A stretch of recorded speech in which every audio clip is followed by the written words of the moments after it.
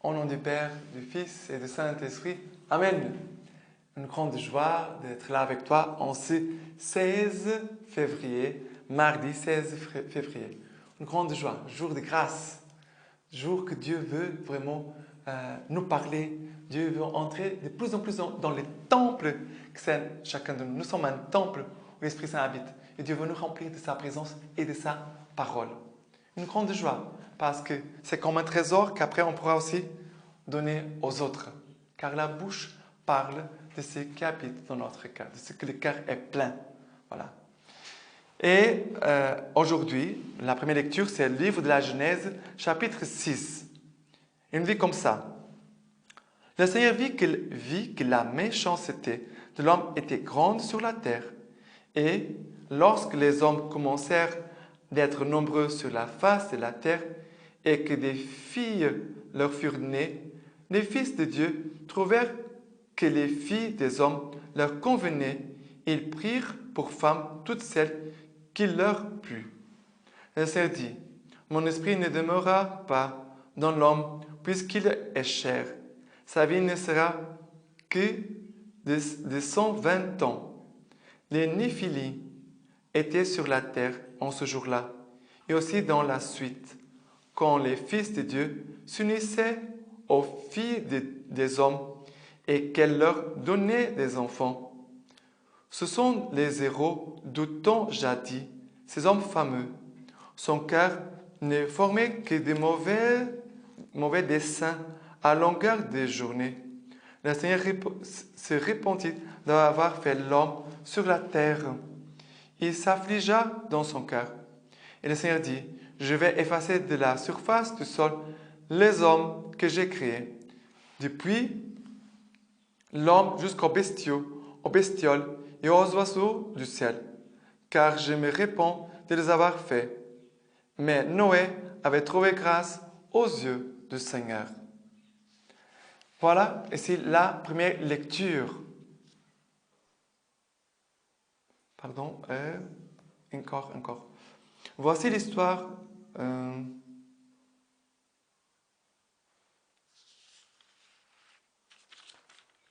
Ok, voilà. Et après, le Seigneur dit à Noé, « Entre dans l'arche, toi et toute ta famille, car j'ai vu seul juste à mes yeux parmi cette génération. De tous les animaux purs, tu prendras 7 paires, le mâle et sa femelle. Les animaux ne sont pas purs, tu prendras un couple, le mâle et la femelle. Et aussi les oiseaux du ciel, 7 paires, le mâle et sa femelle, pour perpétuer la race sur toute la terre. Car encore 7 jours, et je ferai pleuvoir sur la terre pendant 40 jours et 40 nuits, et j'effacerai de la surface du sol tous les êtres que j'ai faits. » Noé fit tout ce que le Seigneur lui avait commandé. Au bout de 7 jours, les eaux du déluge vinrent sur la terre. Alors, la première lecture, ici, parle du déluge. Regarde, Dieu a tout créé par amour, comme nous avons vu il y a quelques jours. Et surtout quand Dieu a créé l'homme, Dieu a vu que cela était bon. Ça veut dire que Dieu il aime l'homme. Il a un regard plein d'amour et de confiance envers l'homme. Parce que Dieu avait confié à l'homme de cultiver et garder la terre. Qu'est-ce qu'on voit? On voit que l'homme ne fait pas ce que Dieu lui avait demandé. Dieu l'avait confié une mission. Et on voit que l'homme se détourne de Dieu, s'éloigne de Dieu. Il commence à faire des péchés. Et ici, on regarde la parole de Dieu parle des filles, fils de Dieu, et les filles des hommes. Et là, c'est comme un contraste. Pour montrer que ici, il y a comme la lignée de Dieu, les fils de Dieu, la descendance de Dieu, et aussi des pécheurs. Nous sommes tous des pécheurs. Mais pour montrer que l'homme a commencé à se mêler avec les péchés. C'est un langage de l'Ancien Testament pour dire que l'homme n'est pas fidèle à Dieu. L'homme n'est pas en train de correspondre à Dieu. Et après, Dieu va regretter, la parole de Dieu dit que Dieu nous a regretté d'avoir fait la création. Bien sûr qu'ici c'est un langage, Dieu ne peut pas se repentir de nous avoir créés parce que Dieu nous aime. Ça, c'est un langage de l'Ancien Testament. Dieu aime tout ce qu'il a créé. Mais Dieu, il est triste de ce qu'il voit, comment l'homme vit, que ce n'est pas d'une façon digne. Et cela nous fait penser à nos jours aujourd'hui. Comment l'homme vit aujourd'hui? Est-ce que l'homme vit comme un fils de Dieu ou l'homme est en train de vivre comme les fils des hommes? C'est cela que Dieu est en train de nous poser la question. Comment tu vis? Comment nous vivons? Comme des fils de Dieu ou des fils des hommes? Des fils, on pourrait, ici, c'est comme un synonyme pour dire des fils de péché. Les enfants de péché et les enfants de Dieu. OK? Et Dieu, regarde, il a vu Noé, pardon. Noé a trouvé grâce aux yeux de Dieu. Ça veut dire que Dieu, à travers Noé, Dieu voit comme un chemin de salut pour l'humanité. Dieu voit comme une petite porte d'espérance encore à travers Noé. Et Dieu va envoyer les déluges. Les déluges, ça veut dire purifier. Ces eaux, c'est les eaux, on pourrait dire même de l'Esprit Saint. L'Esprit Saint veut nous purifier. Les eaux de notre baptême veulent nous purifier. L'Eucharistie, le sang de Jésus-Christ dans l'Eucharistie veut nous purifier. C'est ça que Dieu veut faire. Dieu ne veut pas que l'homme meure, mais que l'homme soit sauvé. OK? Et les psaumes d'aujourd'hui, c'est le psaume 29, 28, il dit comme ça.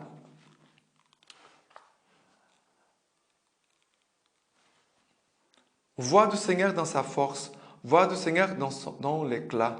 Voix du Seigneur, elle fracasse les cèdres. Le Seigneur fracasse les cèdres du Liban.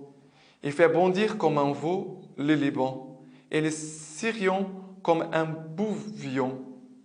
Voix du Seigneur, elle taille des éclairs de feu. Voix du Seigneur, elle secoue le désert. Le Seigneur secoue le désert de Cadès.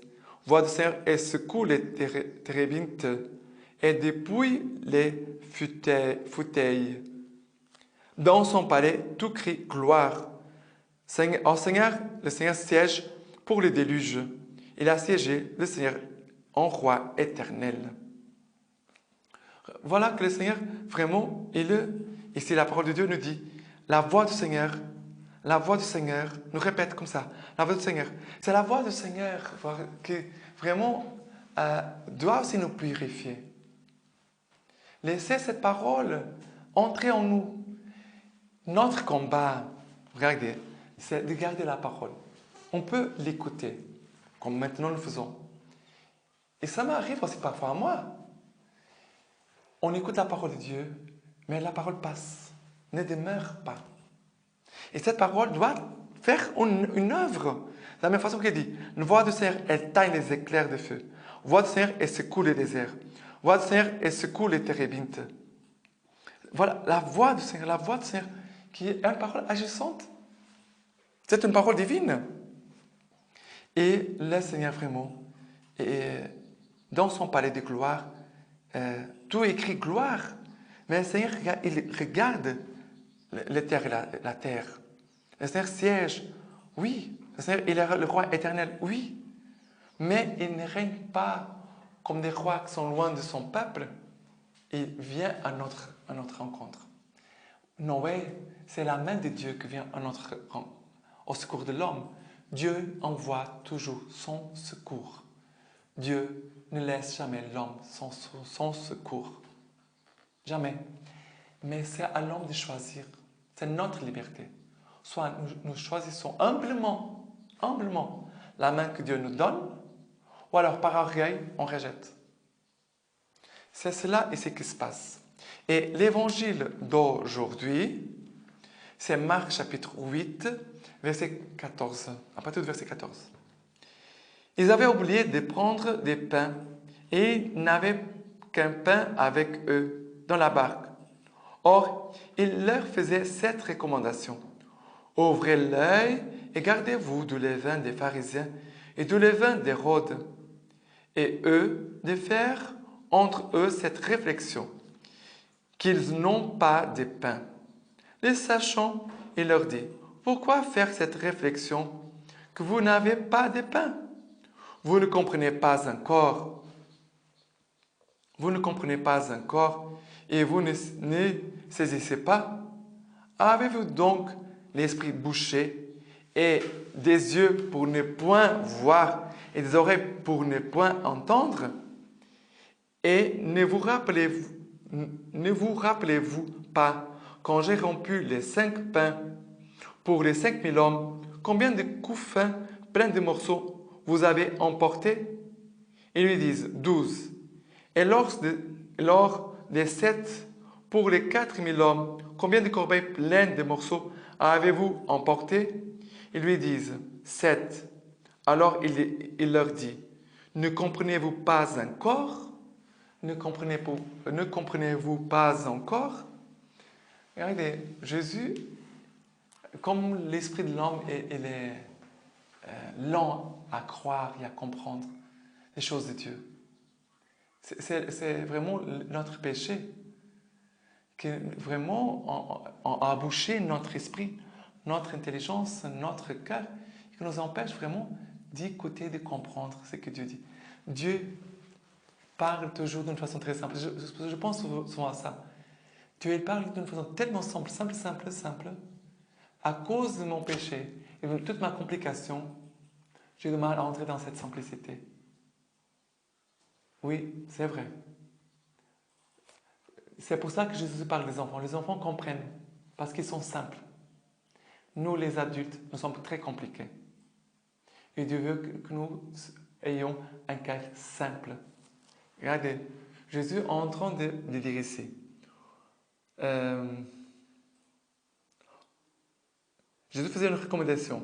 Ouvrez l'heure et gardez-vous du levain des pharisiens et du levain d'Hérode. Ça veut dire de leur hypocrisie, de leur manque de foi. Jésus est en train de parler de ça. Il parle de la hypocrisie et de manque de foi. Mais ils ne comprennent pas. Ils ne comprennent pas. Jésus va dire, mais vous ne comprenez pas encore et vous ne saisissez pas. Avez-vous donc l'esprit bouché, des yeux pour ne point voir et des oreilles pour ne point entendre? Et ici, vraiment, ils sont compliqués, les disciples. Nous sommes compliqués. Regardez, quel était le problème? Ils avaient oublié de prendre des pains et ils n'avaient qu'un pain avec eux dans la barque. C'était le pain. Le problème, c'est le pain. Il n'a qu'un pain. Si Jésus avait déjà multiplié 5 pour 5000, Jésus ne pourrait pas multiplier 1 pour 12. Jésus pourrait. C'est pour ça que Jésus est en train de dire, mais pourquoi vous discutez de petites choses que c'est rien du tout? Vous êtes comme Hérode et comme les pharisiens, qui n'ont pas un cœur de foi, qui n'ont pas un cœur de confiance. Je suis avec vous. Moi que j'ai fait les miracles, je pourrais les refaire à nouveau. C'est ça que Jésus est en train de dire. Et c'est pour ça que Jésus, vraiment la patience de Dieu. Regardez combien elle est grande la patience de Dieu envers nous. Et nous souvent, entre nous manquons de patience. Une petite chose, on se stresse. Pour rien du tout, on se stresse. Jésus va répéter. Rappelez-vous, avec les 5 pains, combien de paniers ont resté? Combien de personnes ont été nourries? Ils vont répéter. Et même comme cela, ils ne comprennent pas. Jésus est en train de répéter. Et Jésus va dire, ne comprenez-vous pas encore que le don plus précieux, c'est Jésus-Christ? C'est le don, c'est lui qui a Jésus-Christ, il a tout. C'est lui qui a Jésus-Christ, il a tout. Le Seigneur mon berger, je ne manque de rien. C'est lui qui a Jésus, il a tout. Dieu est avec moi. Mais si tu n'as pas Dieu avec toi, tu n'as rien. Si tu n'as pas Dieu avec toi, tu n'as rien. Et la lecture patristique d'aujourd'hui, c'est de Saint Athanase, on écrit Sagesse du Père. Il dit comme ça. C'est donc elle qui a la sagesse de Dieu. C'est elle qui, auparavant, par son image introduite dans les choses créées, et ce n'est en ce sens qu'on la disait créée, se faisait connaître et par elle faisait connaître le Père. La sagesse, c'est pour nous faire connaître le Père. Par la suite, elle-même, qui est le Verbe, est devenue chair. La sagesse est devenue chair en Jésus. Comme dit Saint Jean, après avoir détruit la mort et sauvé notre race, et s'est manifestée plus clairement elle-même et par elle-même, elle a manifesté son Père. Regardez, elle a manifesté son Père. Il y a une autre partie ici que je voudrais encore vous lire. Dieu a décidé que sa propre sagesse descendrait vers les créatures afin d'imprimer en toutes et en chacune une certaine empreinte et représentation de son image. Ainsi, serait-il évident qu'elles ont été créées avec sagesse et qu'elles sont des œuvres dignes de Dieu. De même que notre Verbe humain est l'image de ce Verbe qui est le Fils de Dieu, ainsi notre sagesse est, elle aussi, l'image de ce Verbe qui est la sagesse en personne. Parce que nous possédons en elle la capacité de connaître et de penser. Nous devenons capables d'accueillir la sagesse créatrice et par elle nous pouvons connaître son Père. Car celui qui a le Fils a aussi le Père. Et encore, celui qui m'accueille accueille celui qui m'a envoyé. Parce que l'empreinte de cette sagesse existe en nous et en toutes ses œuvres. Il est tout à fait juste que la sagesse véritable et créatrice, appliquant à elle-même ce qui concerne son empreinte, dise « Le Seigneur m'a créé en vue de ses œuvres. » Le Seigneur m'a créé en vue de ses œuvres. Voilà, on finit aujourd'hui. Je vous laisse la bénédiction du Seigneur par les mains toutes pures de la Vierge Marie. Que le Dieu Tout-Puissant vous protège et vous garde. Le Père, le Fils et le Saint-Esprit. Amen.